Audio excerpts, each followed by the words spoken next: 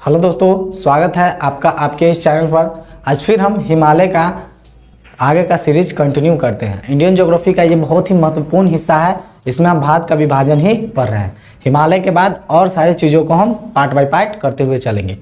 हिमालय का जिस 4 हिस्सा में हम सब बांट के पढ़ रहे थे, तो आपका ट्रांस हिमालय खत्म हो गया है, बृहद हिमालय खत्म हो गया है। बृहद हिमालय में थोड़ा इससे पहले एक वीडियो बनाए थे, थोड़ा जल्दी में एक पर्वत छूट गया था। खैर उसको यहाँ पर हम बता देंगे फिर भी। उसके बाद इसी वीडियो में हम पूरा हिमालय को अब खत्म करेंगे। इसके बाद प्रादेशिक विभाजन के हिसाब से भी बताएंगे। देखिए, इससे एक भी प्रश्न आपको नहीं छूटने देंगे, ये बात ध्यान रखिएगा, ठीक है। तो चलिए हम अब मध्य हिमालय को पढ़ते हैं। पहले हम सब कुछ हिस्सा को भारत को पहले देख लेते हैं, कहाँ से कहाँ तक वो क्षेत्र है। फिलहाल इस क्षेत्र की बात हो रही है तो यहीं पे रहेंगे, ज़्यादा बनाने की जरूरत नहीं है।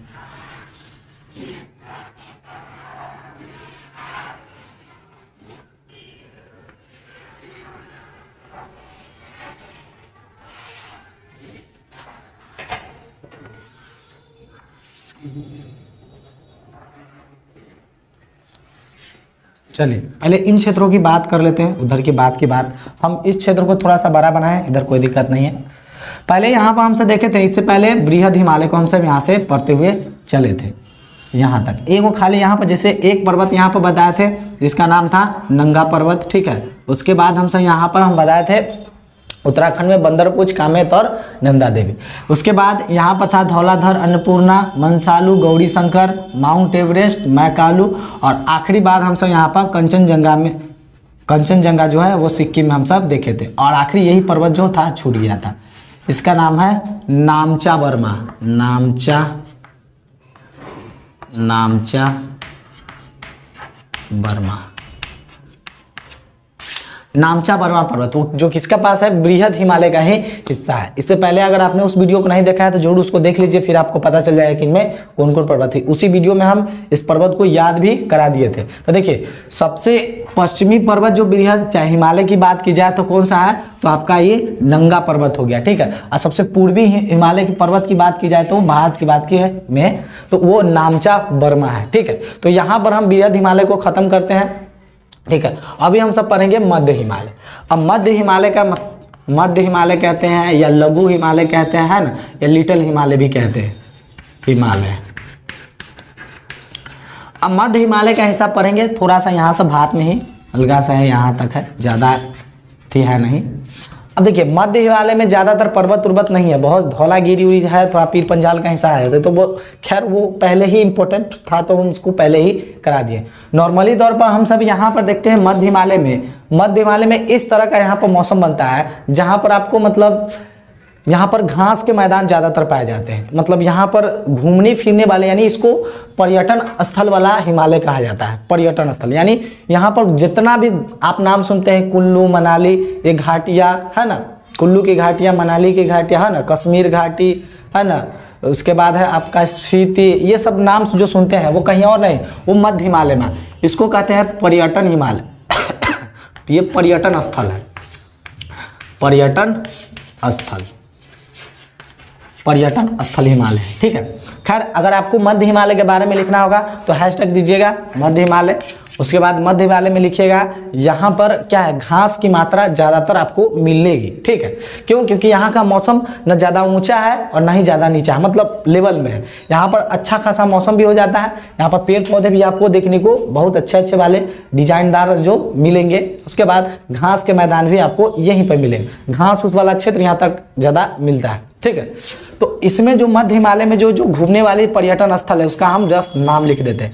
मध्य हिमालय में ज़्यादा कुछ नहीं है, बस इतने आपको याद रखना है कि मध्य हिमालय को हम सब पर्यटन स्थल, मतलब पर्यटन हिमालय भी इसको कहते हैं, क्योंकि ज़्यादातर घूमने वाली सारी जगह कहाँ है, मध्य हिमालय में ही पड़ती है, ठीक है। और सबसे ज़्यादा पर्वत कहाँ पड़ता है, तो बृहद हिमालय में देखे थे, एक लाइन से खाली पर्वते था, ठीक है। यहाँ पर लिख लेते हैं, यहाँ पर घूमने वाली जो जगह है कश्मीर घाटी यही का है, इसमें ज़्यादा इंपॉर्टेंट कुछ नहीं है। कश्मीर घाटी हो गया, उसके बाद हो गया कुल्लू की घाटी, कुल्लू हो गया, मनाली हो गया, मनाली, स्पीति, स्फीति, उसके बाद आपका हो जाएगा, क्या हो गया, लाहौल, लाहौल, ठीक है।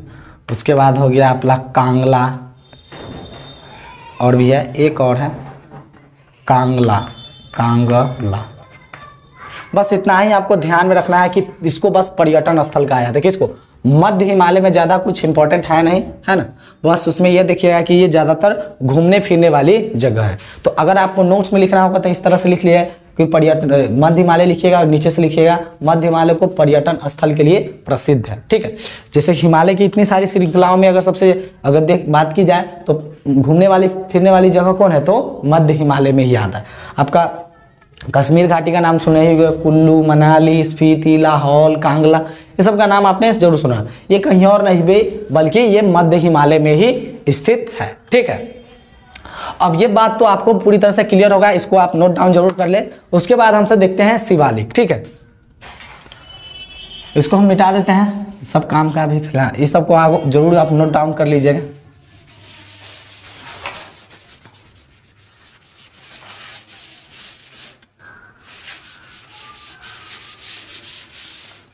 अब थोड़ा सा यहाँ पर देखते हैं हम सब शिवालिक का हिस्सा।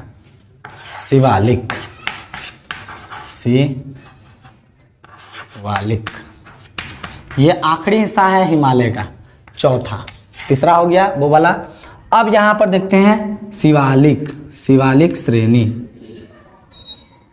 शिवालिक का एक हिस्सा श्रेणी तंका पाकिस्तान में हिल जाता है तो इसको सुलेमान की पहाड़ी कहा जाता है, सुलेमान की पहाड़ी, की पहाड़ी, ठीक है। बस इसको ध्यान रखिएगा कि ये शिवालिक रेंज थोड़ा सा पाकिस्तान में हिल जाता है, इसका नाम क्या हो जाता है आपका सुलेमान की पहाड़ी। अब इसमें ज़्यादा कुछ है नहीं, ये है कि टूटा फूटा थोड़ा सा थोड़ा है, कहीं पर गायब होके सीधे आ गया है। तो देखिए थोड़ा सा यहाँ पर चलते हैं अपना मेघालय में। ये राज्य यहाँ कौन है, मेघालय, मेघालय, ठीक है। इस राज्य में आता है, देखिए सबसे टूटा फूटा है, ऐसे है तनका देर फिर गायब हो गया है, फिर यहाँ से निकला है, फिर कुछ दूर गायब होके अब एक के बाद यहाँ पर 3 गो पर्वत इंपॉर्टेंट है मेघालय में। एक और है यहाँ पर, दोनों के बॉर्डर असम और इसके बॉर्डर पर पड़ता है। बस यही सब आप बनाते जाइए, जिस तरह हम बना रहे हैं उसी तरह आप भी बनाते इसको चलिए, ठीक है। अब यहाँ पर क्या है, पहला है गारो, पहाड़ी का नाम है गारो, खासी और जयंतिया, जयंतिया, और एक है मिकिर की पहाड़ी, मिकिर, मिकिर। तो ये किसका हिस्सा है, तो आपका शिवालिक का हिस्सा है, ठीक है। यहाँ पर मेघालय में आने के बाद यहाँ 4 गो पर्वत इंपॉर्टेंट हो जाते हैं, 3 गो पूरी तरह से मेघालय में स्थित है। कौन है, गारो, खासी, जयंतिया, गारो, खासी, जयंतिया। गारो पहाड़ी इसलिए है क्योंकि यहाँ पर जो रहने वाली इस पहाड़ी पर जनजाति उसका नाम है गारो, उसी के नाम से पहाड़ी का नाम भी है, ठीक है। उसके बाद खासी, यहाँ पर भी खासी पहाड़ी है जहाँ पर क्या है, यहाँ पर खासी जनजाति पाई जाती है, इसलिए उस पर्वत का नाम भी क्या है, खासी ही है। उसके बाद जयंतिया, उसी तरह से यहाँ पर एक जनजाति है, उसी तरह यहाँ का पहाड़ी का भी नाम क्या रख दिया गया, जयंतिया, ठीक है। एक मिकिर की पहाड़ी है जो असम और मेघालय के बॉर्डर पर पड़ता है। ये तीनों पहाड़ी पूर्णतः कहाँ पड़ता है, आपका मेघालय में स्थित है, ठीक है। अब ये हो गया, चलिए ठीक है। उसके बाद थोड़ा सा आ जाते हैं अरुणाचल प्रदेश में। यहाँ पर है अरुणाचल प्रदेश, यहाँ पर भी 4 गो पहाड़ी इंपॉर्टेंट है।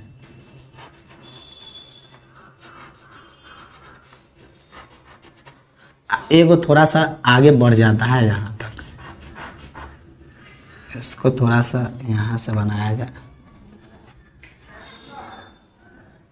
ठीक है। यहाँ है, ये राज्य का नाम है आपका अरुणाचल प्रदेश, राज्य है अरुणाचल प्रदेश, बस इसको आप ध्यान रखिए, ठीक है। अब इस राज्य को थोड़ा सा मिटा देते हैं। आप समझ गए कि यहाँ पर कौन राज्य है, मेघालय। बस इसको लिखते चलिए, एक एक पॉइंट को आप अपने उस तरह जो नोट्स आपको हम बताए थे थोड़ा लाइए तो इसको दिखाते हैं। तो देखिए आपको इस तरह का आपको मार्केट में ब्लैंक मैप मिल जाएगा। तो देखिए वहाँ पर जो मेघालय है वहाँ पर आप 3 गो इस तरह से पर्वत दीजिएगा और उसके नाम लिख लीजिएगा इधर खींच कर। यहाँ पर कौन है, गारो है, खासी है और जयंतिया है, ठीक है।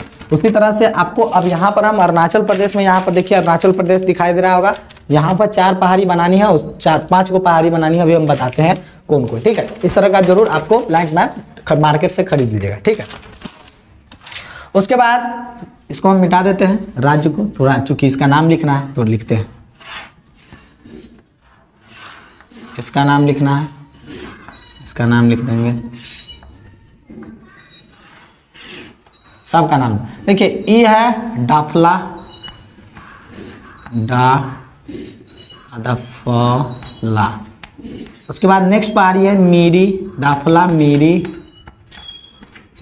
उसके बाद है डाफला मीरी अबीर, अबीर। उसके बाद ये पहाड़ी है मिस्मी, मिस्मी।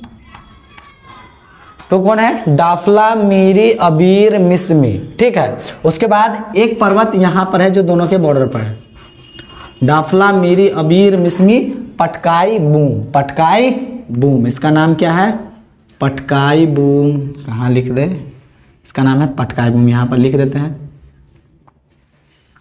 थोड़ा जगह का अभाव है। पटकाई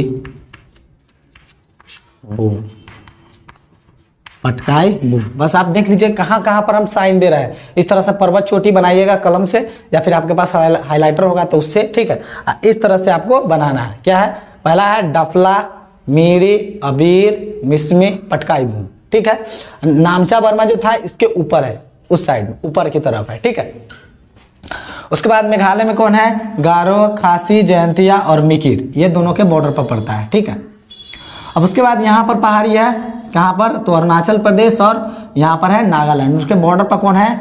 आपका पटकाई बूम पर्वत है। ठीक है, ये यहाँ पर अब नागालैंड है, तो नागालैंड में भी एक पर्वत है पूरी तरह से, तो नागा है तो नागा पर्वत इसको कहा जाता है, नागा पर्वत, नागा की पहाड़ी कहा जाता है।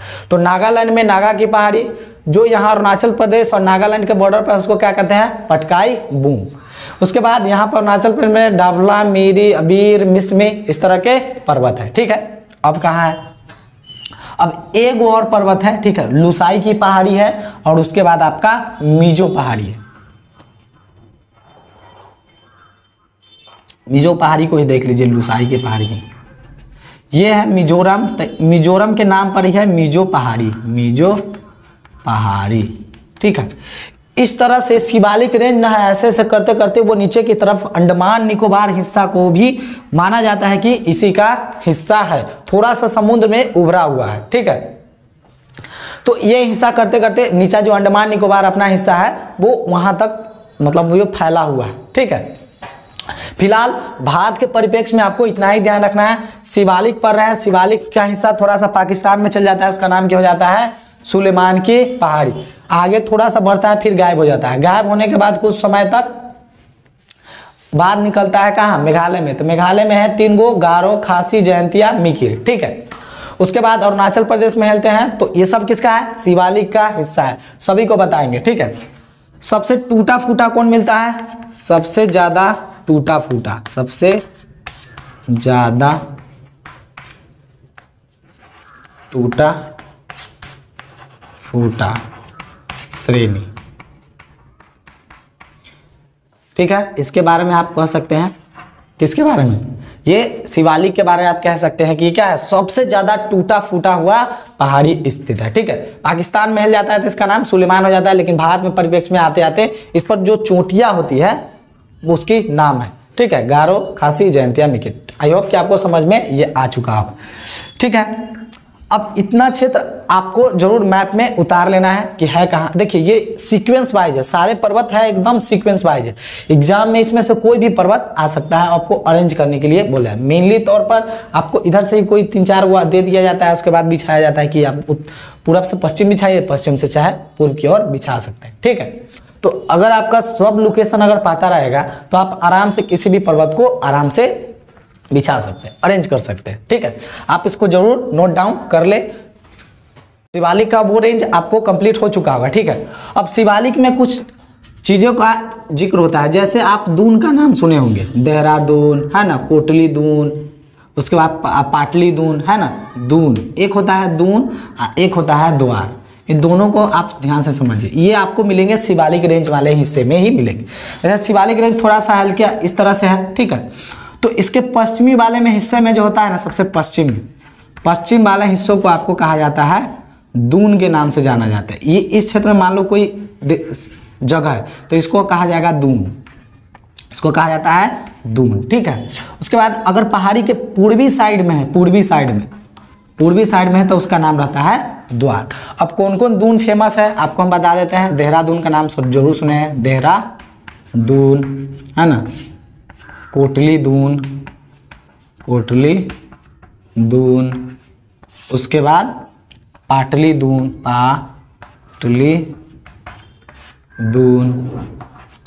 उसके बाद अगर द्वार की बात की जाए तो द्वार में एगो द्वार लिख दीजिए बस, एगो फेमस है, कौन है, हरिद्वार। तो आपको समझ में आ गया, इस तरह की पहाड़ियाँ बनी है, ठीक है। शिवालिक में ज़्यादा ऊंचाई पर नहीं है, बहुत कम है, इसी तरह से। तो ये पूर्वी वाला ढलान साइड में है ना, उसको कहा जाता है द्वार के नाम से जाना जाता है। अब पश्चिमी वाली जो ढलान है ना, उसको कहा जाता है दून के नाम से, पूर्वी वाले को द्वार के नाम। तो ये कुछ आपको दून ध्यान में रखना है, ये 3 दून इंपॉर्टेंट है। एक आप हरिद्वार, आपको इसको ध्यान में इस प्रकार से आप रख सकते हैं, ठीक है। इसको जरूर आप नोट डाउन कर लें। अब इसमें आगे हम सब और क्या देखेंगे। अब जो क्षेत्र जैसे ट्रांस हिमालय हो गया, बृहद हिमालय हो गया है ना, उसके बाद आपका मध्य हिमालय हो गया और शिवालिक हिमालय हो गया। तो इन क्षेत्रों का नाम क्या है, ठीक है, उसका नाम। अब चलिए देखते हैं अब उन क्षेत्रों से जहां से इंपॉर्टेंट, बहुत ज़्यादा इंपॉर्टेंट बनते हैं। जैसे हम पढ़े अभी ट्रांस हिमालय पढ़े हैं, उस साइड से था, ज़्यादा नहीं, ज़्यादा बड़ा नहीं, इतना ही बनाते हैं ऐसे। ट्रांस हिमालय था, ठीक है। उसके बाद था बृहद हिमालय था, इस पर ज़्यादातर चोटियाँ मिलती हैं। उसके बाद है आपका मध्य हिमालय था, इस पर ज़्यादा ऊँची नहीं चोटी मिलती, कुछ टूट फूट के था। ये था शिवालिक, कुछ ऐसा कर, ठीक है। सबका नामकरण करते हैं। ये आपका ट्रांस हिमालय था, ट्रांस हिमालय। उसके बाद ये था बृहद हिमालय, और ये था आपका मध्य हिमालय। उसके बाद ये था शिवालिक हिमालय, ठीक है। ये सारे क्षेत्र है।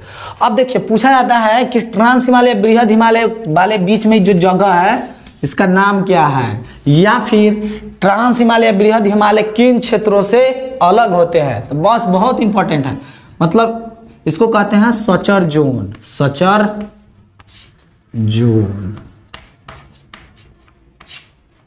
ठीक है। इसको बीच वाले यानी बृहद हिमालय मध्य हिमालय को कहा जाता है मेन सेंट्रल थ्रस्ट।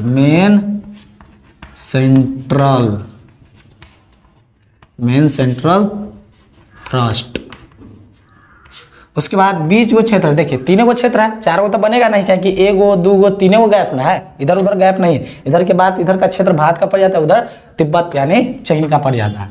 इसको कहा जाता है मेन बाउंड्री फॉल्ट। बस यही आपके लिए एक इंपॉर्टेंट क्षेत्र। इन क्षेत्रों का नामकरण कर दिए, ठीक है। तो ट्रांस हिमालय बृहद हिमालय को इसी तरह से आप पिक्चर बनाइए, ज़्यादा लोड लेने की जरूरत नहीं है कि लिखे कहाँ, नहीं, इसे इसी तरह से लाइन खींचिए। और बीच वाले क्षेत्रों का नाम suture zone, main central thrust, main boundary fault, इस तरह से लिख लीजिए। ट्रांस हिमालय बृहद हिमालय के बीच सचर जोन, बृहद हिमालय मध्य हिमालय के बीच मेन सेंट्रल थ्रस्ट, उसके बाद मध्य हिमालय और शिवालिक के बीच के क्षेत्र को main boundary fault, great boundary fault नहीं, मेन बाउंड्री फॉल्ट, ठीक है। तो आई होप कि ये वीडियो आपको पसंद आया होगा। अब इसके बाद जो होगा ना वो हम प्रादेशिक नदियों के हिसाब से विभाजन करेंगे, ठीक है। जैसे भूगोल बेता है तो वो दो तरीके से मतलब हिमालय को विभाजित करते हैं, ठीक है। दो तरीके, एक तो ये तरीका हो गया, आपको पता हो गया, ठीक है। दूसरा तरीका होता है आपको नदियों के हिसाब से, जैसे आपको सिंधु, सतलज, काली, तिस्ता और दिहान, ये सारे क्षेत्रों के हिसाब से भी आपको बनेंगे, ठीक है। इतना इसको रहने देते हैं। अब एक हिस्से से तो हम सब पूरा कंप्लीट कर चुके हैं। अब ये हिस्सा से ज़्यादातर अच्छे एग्जाम में स्टेट पीसीएस में जो पूछे जाते हैं ये इसी अभी जो बताएंगे उसके हिसाब से पूछे जाते हैं। जैसे शुरू में जब हिमालय निर्माण हो रहा था, जैसे तिब्बत का पठार तो वहाँ पर स्थित था ही, ठीक है। यहाँ से क्या है, बहुत सारे नदियाँ बह ही रही थी शुरू में।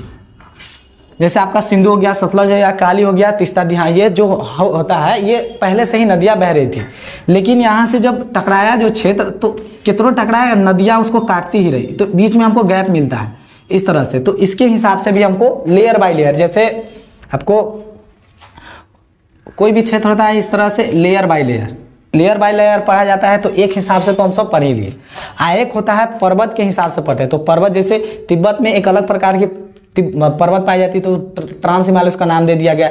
एक है श्रृंखला जो बहुत ऊंचा है और उसके पर्वत अलग है, तो उसको बृहद हिमालय कह दिया गया। उसके बाद मध्य हिमालय में देखा गया वहाँ पर घास फूस ज़्यादा पाए जाते हैं, पेड़ पौधे, तो उसको मध्य हिमालय रख दिया गया।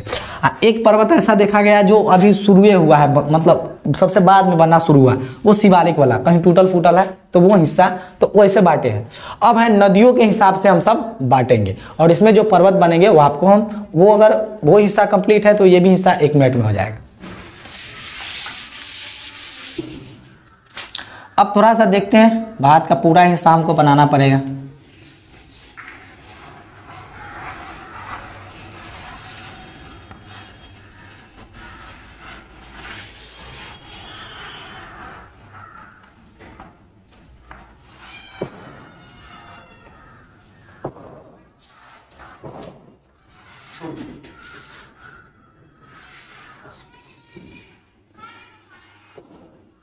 इतना हिसाब से हम सब देखते हैं। देखिए यहाँ से सिंधु नदी निकलती है, ठीक है। उसके बाद यहाँ से सतलज नदी निकलती है, उसके बाद यहाँ से काली नदी निकलती है, यहाँ से तिस्ता, और यहाँ से दिहांग या ब्रह्मपुत्र नदी हम कहते हैं इसको, ठीक है। सारी नदियों को हम सब देखते हुए एक एक चीज़ों को हम सब पढ़ते हुए चलेंगे, ठीक है।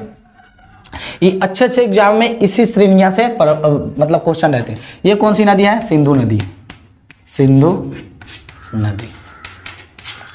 उसके बाद ये है कौन, काली नदी,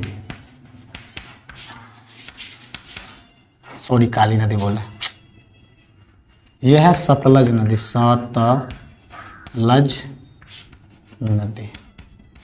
ये है आपकी काली नदी, काली नदी। और यहाँ से जो नदी ओरिजिन होती है वो है तिस्ता नदी, यहाँ सिक्किम के साइड से। तो ये है आपका तिस्ता नदी, ठीक है। और इस साइड से जो ओरिजिन होती है उसे आपको दिहांग भी कहते हैं, मतलब पूर्वोत्तर वाला दिहांग कहता है, हम सब इसको ब्रह्मपुत्र कहते हैं, दिहांग या ब्रह्मपुत्र, ब्रह्मपुत्रा नदी। खैर आप देखते रहिए। देखिए अब इस सभी क्षेत्रों का अपना अपना एक नाम है, नामकरण। देखिए पहले उस सबको क्षेत्रों से देखने से पहले आपको यहाँ 3 को पर्वत याद हुआ उत्तराखंड में, बंदरपूछ, कामेत और नंदा देवी, ठीक है। कुछ कुछ पर्वतों को हमसे देखते हुए, यहाँ केटू था, राकापोशी था, ये सारी श्रेणियाँ थे।